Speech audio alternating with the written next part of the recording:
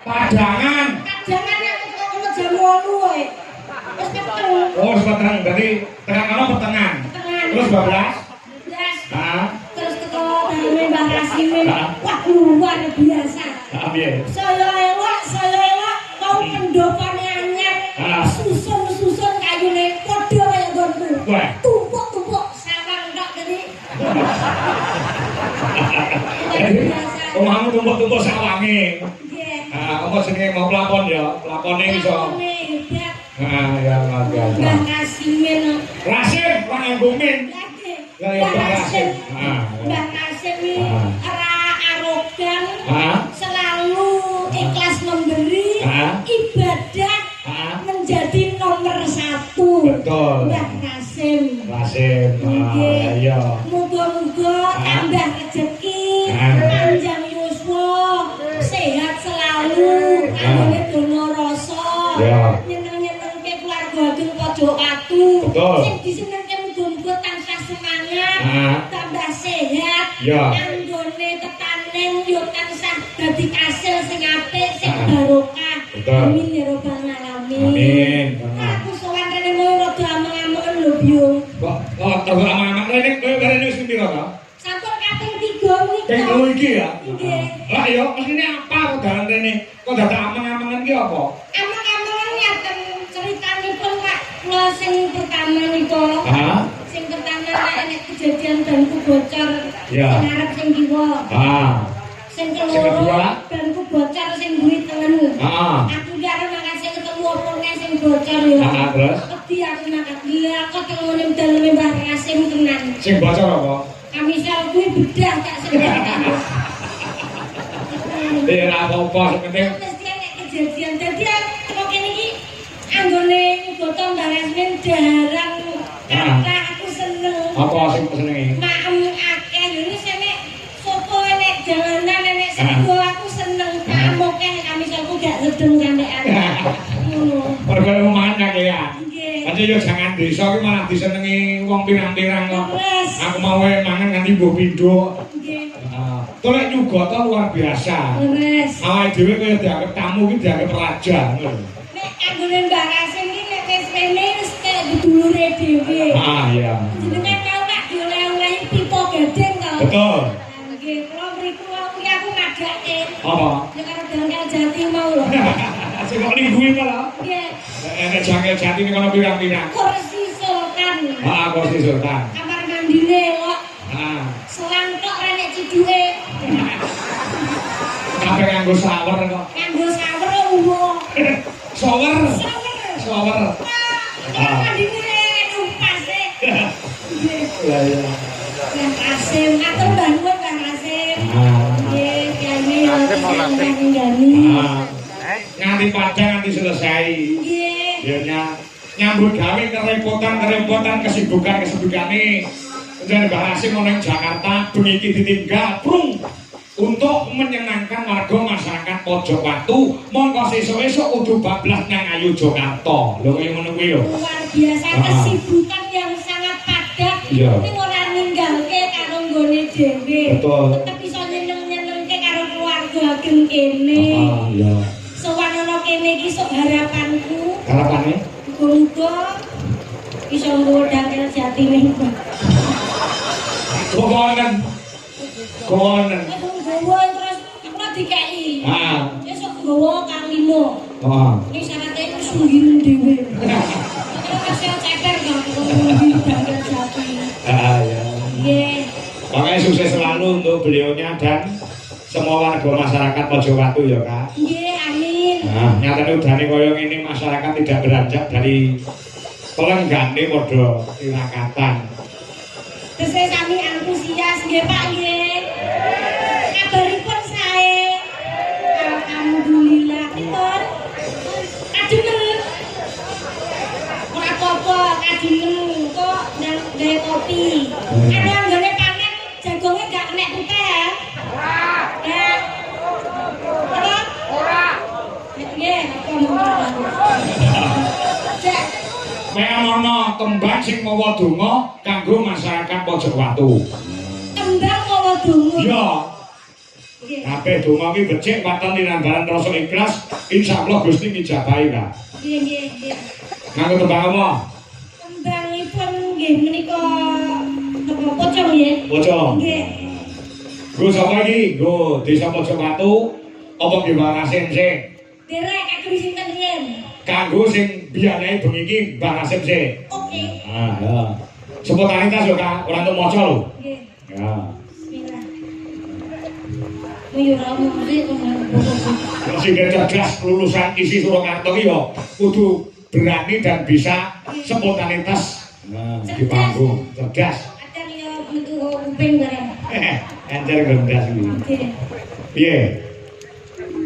Sintaniku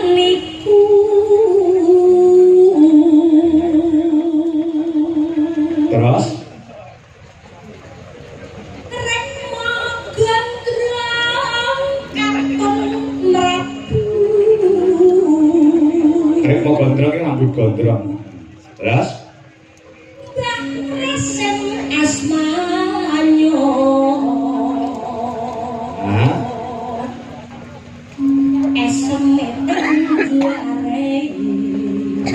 Semerah dilei. Iki biasane nek tak kembangke pocong ngene iki taun wingi Mbak Kasim 500.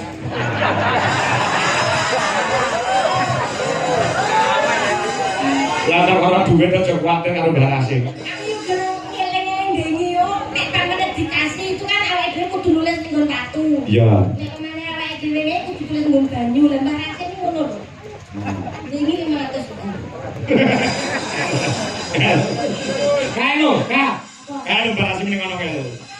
Nggih, saniki mboten sanjenengan kuwi mboten syarat. Napa? Oh tahun ngarep. Oh iya. Wis jaminane tahun ngarep. Tak pemain tak DPC ku pemain ben kalali. Ngoten lali nggih. Kesemetan duwe arek. Nano. Sumbangsih mugi bagyo sarta mulya. Amin. Ya, iki sinden luar biasa lho Mbak Rasim. Secara spontanitas ngene iki gawe tembang yo angel mergo gawe tembang kuwi kudu ngerti Kulon Sukon. Andane wis klarene iki wis dadi kelangenane. Hah? Kelangenane iki. Kelangenane pada kekewan iki. Nah, kene desane Pojowatu, kepala desane menjane Mas Atok Setyo Utomo. Mas Atok Setyo Utomo. Nggih. Ya ini nggih rawuh. Nggih rawuh. Nggih. Nggih. Atok unane kang pundi? Kasuwen Jumeneng sakedhap mawon. Oh menika ngagem keci menika. Nggih, Atok. Nah. Sinten niku Kemangke bakal takon terus. Sinten niku terus? Sopo to kae? Ah. Lha sing ngundang iki driwane Surab Srinik tanpa memandang wajah. Lho sopo yo kae? Sing dene Pak Kantor sing setus terakhir sopo yo? Suarane koyo ngono kejadian jin kuning saya ali. Iya. Orangmu sengaja sampe yo mintek dobel kan. Nangin ini ya tidak ngendok. Jadi kita minta semua. Oh semua ya. Sinten niku terus?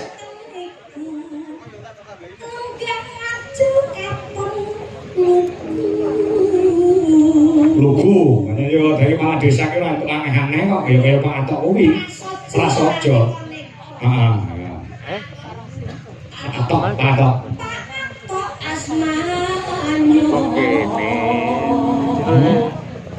Pimpinan ing desa mriki. Nah, Pojowatu. Pojowatu mugi anis ing Amin.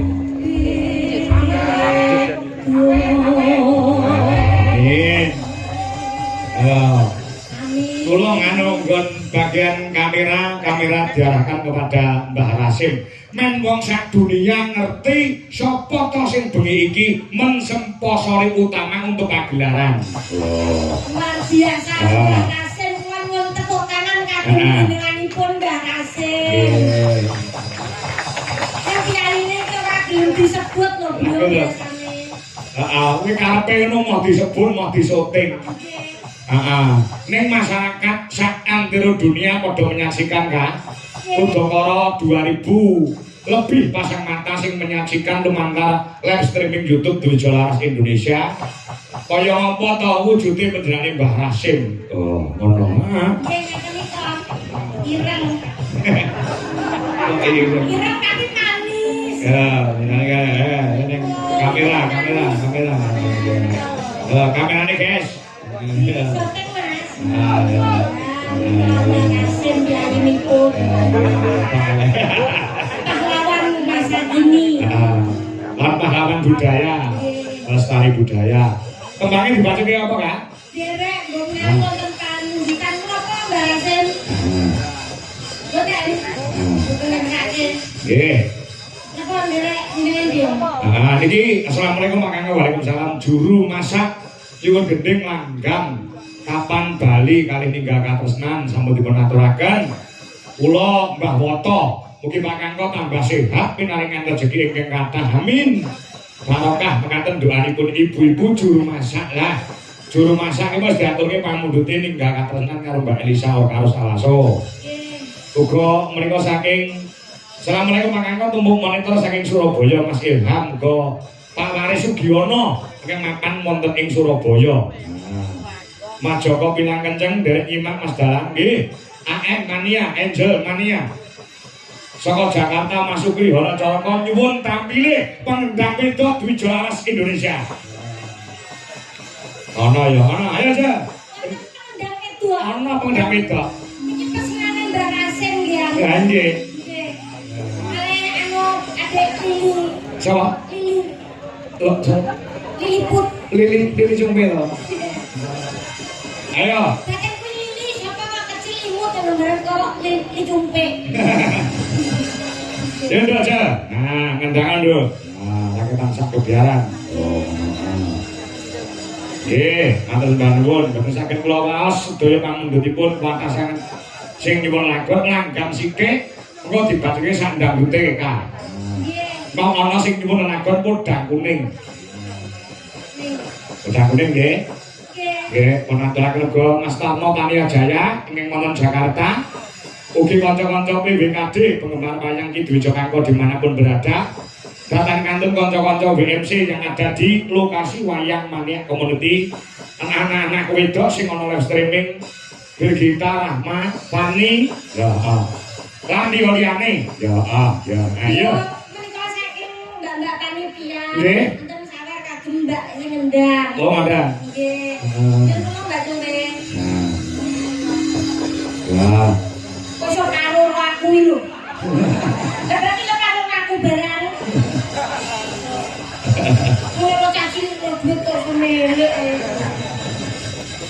Ya. Sesi gimana? Podang kuning sing disuwun. Esok awan. Aja.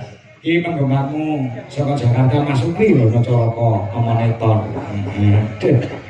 Iya, coba kayak apa? Yuk. Ning omah wis ora ngrasa.